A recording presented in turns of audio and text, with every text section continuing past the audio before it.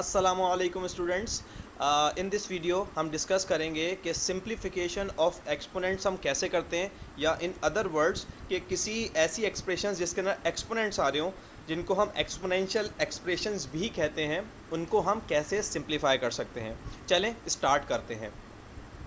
जैसे कि आपके सामने ये एक एक्सपोनेंशियल एक्सप्रेशन है जिसको हमें सिंप्लीफाई करना सीखना है, लेकिन इससे पहले कि हम इस एक्सपोनेंशियल एक्सप्रेशन को सिंप्लीफाई करना स्टार्ट करें, आपको लॉज ऑफ एक्सपोनेंट्स अच्छी तरह आने चाहिए। तो चलें पहले वो चेक करते हैं कि आपको लॉज ऑफ एक्सपोनेंट अच्छी तरह आते हैं या नहीं। फॉर एग्ज़ाम्पल, अगर आपके पास एक एक्स स्क्वायर्ड हो और उसको हम मल्टीप्लाई करें एक्स टू दी फोर्थ के साथ या एक्स की पावर 4 के साथ, तो वो एक्स की किसी पावर के बराबर आता है। क्या आप ये बता सकते हैं कि ये एक्स का जो एक्सपोनेंट है यहाँ पे ये क्या होना चाहिए? इन अदर वर्ड्स हम सिंपली आपसे ये पूछ रहे हैं कि अगर ये 2 मल्टीप्लाई हो रहे हैं, आप 2x आपस में मल्टीप्लाई हो रहे हैं और यहाँ पर ये 4x आपस में मल्टीप्लाई हो रहे हैं, तो टोटल कितने x हैं जो आपस में मल्टीप्लाई हो रहे हैं? क्या आप ये बता सकते हैं? चलें, क्योंकि ये बहुत आसान है, सो आई होप आपको लॉज ऑफ एक्सपोनेंट पता होंगे और आपने इसका आंसर दे लिया होगा। हमारे पास यहाँ पे हम देख सकते हैं कि ये जो दोनों बेसिस हैं, दोनों x हैं, मतलब ये दोनों बेसिस सेम हैं। जब भी हमारे पास दो बेसिस सेम हों वो और आपस में मल्टीप्लाई हो रही हों, तो हम उनकी पावर्स को ऐड करते हैं। तो सिंपली हमारे पास यहाँ बेसिस सेम है, तो यहाँ पे जो पावर्स हैं 2 और 4, उनको हम ऐड कर लेंगे like this. Now we have base for one time और हमने उनकी पावर्स को ऐड करना है। सो इसका फाइनल आंसर आएगा x to the 6th, because 2 + 4 बराबर होता है 6 के। So this is the first law. ये हमारे पास पहला लॉ है एक्सपोनेंट का, जो ये कहता है कि बेसिस सेम हो और मल्टीप्लाई हो रही हों तो उनकी पावर्स को ऐड किया जाता है। ठीक है, चलिए अब इसी लॉ की सेकंड लॉ देखते हैं एक्सपोनेंट का कि क्या है। फॉर एग्जांपल, अगर आपको मैं कहूँ आपके पास x टू दी 4th है और उसको आप डिवाइड करते हैं x स्क्वायर्ड के साथ, तो वो भी x की किसी पावर के बराबर आता है। तो आप क्या बता सकते हैं कि x का ये जो मिसिंग एक्सपोनेंट है ये किसके बराबर होना चाहिए? इन अदर वर्ड्स हम आपसे ये पूछ रहे हैं कि यहाँ पे टोटल 4x हैं जो आपस में मल्टीप्लाई हो रहे हैं और नीचे 2x हैं जो आपस में मल्टीप्लाई हो रहे हैं। जब उनको हम आपस में डिवाइड करेंगे तो कितने x हैं जो बच जाएंगे? चलें, क्योंकि ये भी बहुत सिंपल है और इसके ऊपर भी simple law of exponent apply होता है। कैसे अप्लाई होता है? यहाँ पे आप देख सकते हैं, यहाँ पर भी ये जो दोनों बेसिस हैं दोनों सेम हैं x के बराबर। तो अगर हमारे पास बेसिस सेम हो और वो डिवाइड हो रही हों इस तरीके से, तो हम उनकी पावर्स को सब्ट्रैक्ट करते हैं।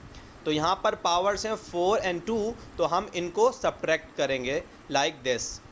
ठीक है, सो बेस x थी वो ही रही और इनकी जो पावर्स थी वो आपस में सब्ट्रैक्ट हो गई।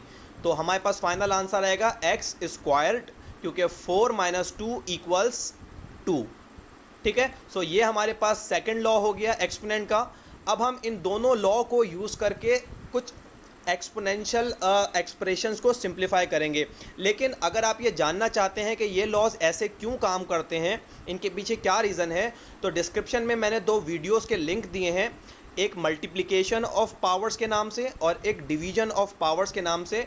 आप वीडियो को यहाँ रोक के पहले वो वीडियोस वॉच कर लें ताकि आपकी ग्रिप हो जाए इन दोनों लॉज के ऊपर और आप उसको बेहतर तौर पे इस्तेमाल कर सकें। चलें हम फ़िलहाल आगे बढ़ते हैं। नाउ अब हम एक एक्सपोनेंशियल एक्सप्रेशन ले रहे हैं इस तरह। अब आप देख सकते हैं कि ये एक आपके पास एक्सप्रेशन है जिसके अंदर एक्सपोनेंट्स आ रहे हैं। ये एक्सप्रेशन है x³ times y squared time x।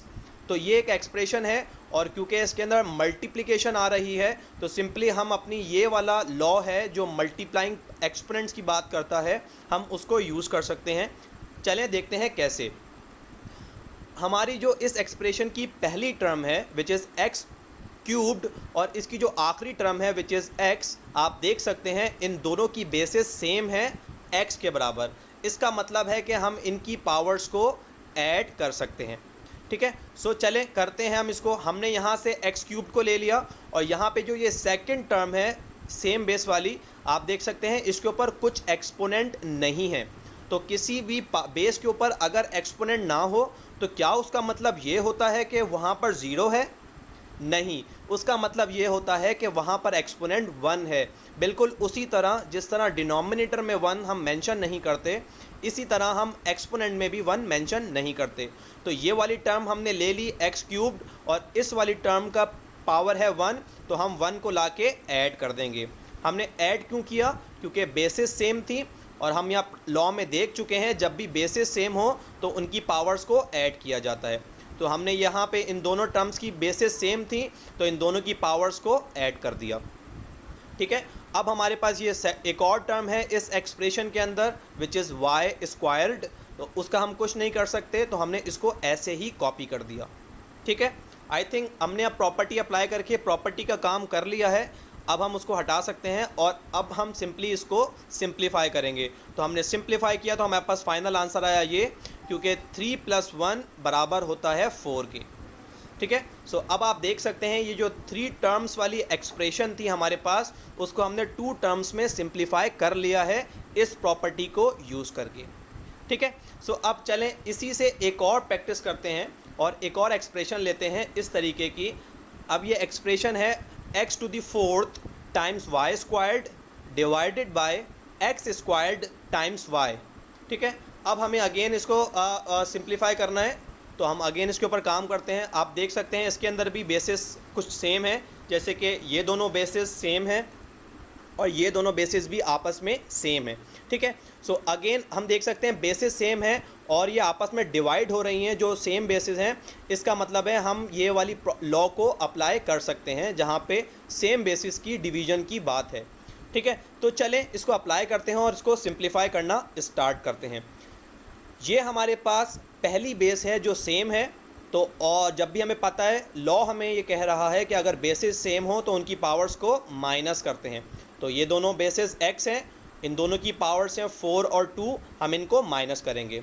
तो हमने बेस को 1 टाइम लिखा, अब हम इनकी पावर्स लेते हैं। लाइक 4 हमारे पास यहाँ से आया और 2 हमारे पास यहाँ से आया और इन दोनों को हमने किया माइनस।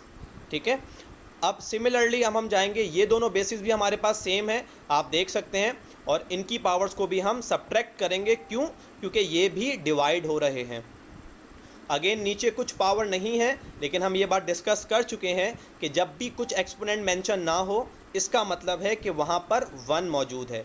ठीक है, सो नाउ हमने बेस को 1 टाइम लिखना है और जो पावर्स हैं उनको लाके सब्ट्रैक्ट करवाना है क्योंकि डिवाइड हो रहे हैं।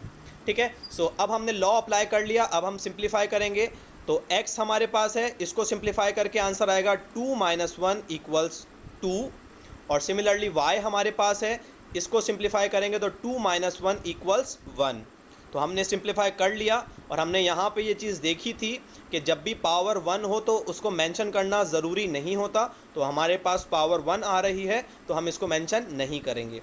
So again you can see ये जो इतनी बड़ी एक्सप्रेशन थी उसको हमने अपने इस लॉ को यूज़ करके सिंप्लीफाई कर लिया इस छोटी टर्म के अंदर which is x² times y। सो अब आपने देखा कि किस तरह हम इन लॉज को यूज़ करके एक्सपोनेंशियल एक्सप्रेशन को सिंप्लीफाई कर सकते हैं।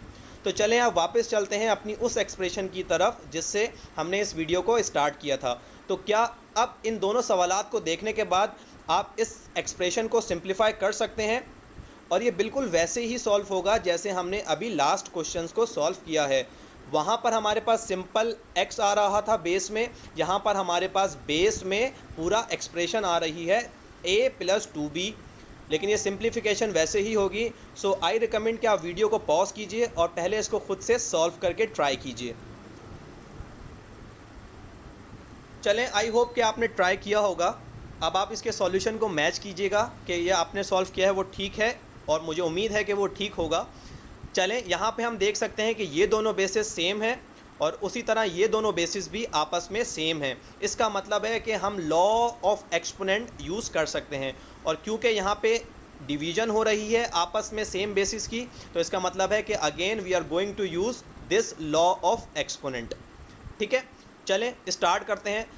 लेकिन इससे पहले कि हम लॉ अप्लाई करें, हम देख सकते हैं कि स्टार्ट में हमें कुछ नंबर्स मिल रहे हैं जिसमें कुछ एक्सपोनेंट नहीं है। हम पहले इसको सिंप्लीफाई कर लेते हैं।